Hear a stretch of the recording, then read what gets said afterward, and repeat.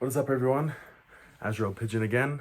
But for this video, you're probably, if you're watching this, gonna know me as the Piston Pigeon because I'm gonna be talking about my 3 cars that I commonly talk about and post about, probably ad nauseum, on my Instagram car spotting account, the Piston Pigeon. So the reason I'm making this video is because for the first time, for the first time ever in my entire life of a car owner, I have upcoming plans for all 3 of my cars. All 3 that are actually happening. Not, ooh, I'm excited to do this thing at this unspecified time in the future. No, this is happening. I'm pretty sure. So, yeah, this weekend, I'm actually going to be taking the Sable to my LED guy, the same guy that did my headlights that made my car kind of popular or famous in the first place.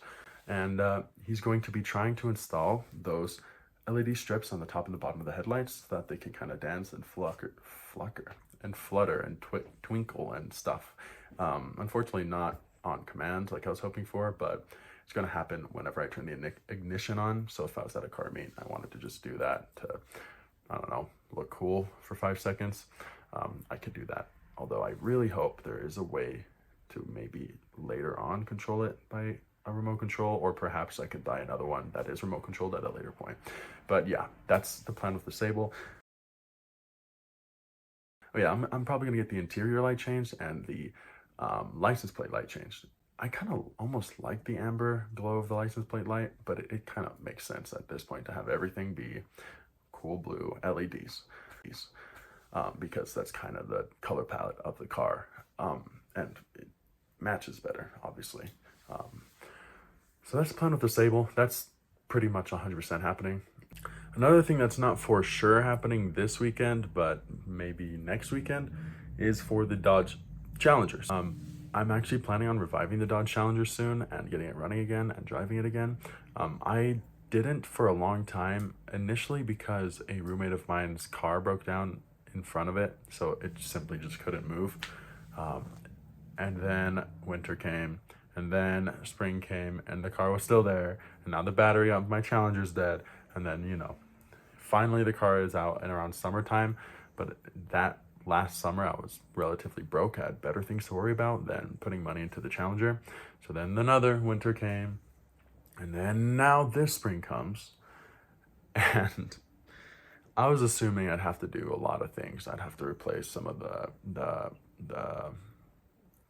like hoses and things, the rubber seals and things like that. They get oftentimes eaten up on old cars when you leave them sitting. So I texted my local van friend who works on 70s cars pretty much exclusively, and he said, no, just throw new gas and oil in it. And I was like, huh? Did I hear you correctly? My car was sitting for a year and a half, and I just need to do like $20 in gas and a can and a thing of oil. So this whole time I had been postponing the Challenger for no reason. So I'm very much looking forward to doing that, getting that thing back on the road. And because I've been playing Forza Motorsport with a manual shifter and everything, I know it's not the exact same. It's a video game. I understand that. But I have been really getting good with that foot coordination thing and downshifting, kind of knowing which gears to go into based solely on the sound, things like that. So that is exciting. I think it is going to translate into me being a little more comfortable in the Challenger when I take it out on the road. And then lastly, now this is the crazy part. I actually have an update for the Mustang.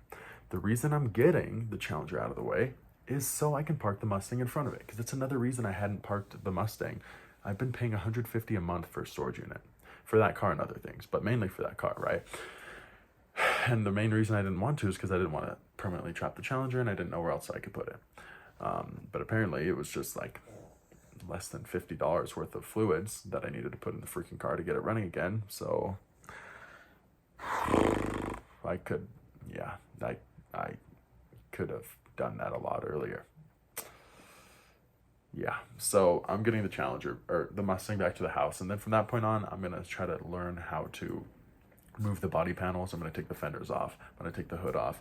I'm gonna bring a mechanic over and ask him, hey, what engine parts look damaged? What parts will I probably need to replace? I'm going to buy those and slowly but surely replace them. And I'm just going to have like this pile of parts ready to go. And the moment I can afford to get that frame straightened out, it's coming in. The parts are coming in. It's rushing over to the body shop, and all they'll have to do is straighten the frame and put the parts on. I'm gonna make it as simple as possible because I think in the end that'll be significantly cheaper. Because $7,000, it's a lot of money. But yes, finally, for the first time ever, I have 3 updates for my 3 car. I have at least 1 update for all 3 of my cars, and I really look forward to my quest, my dreams of getting that Mustang back up and running. Let's do it. Let's do it. Maybe 25 is the year. Let's go. All right. So I'm looking forward to that, and I'm planning on live streaming the resurrection of the Challenger on my Instagram. So if you guys want to see that, tune in probably next weekend. Cool.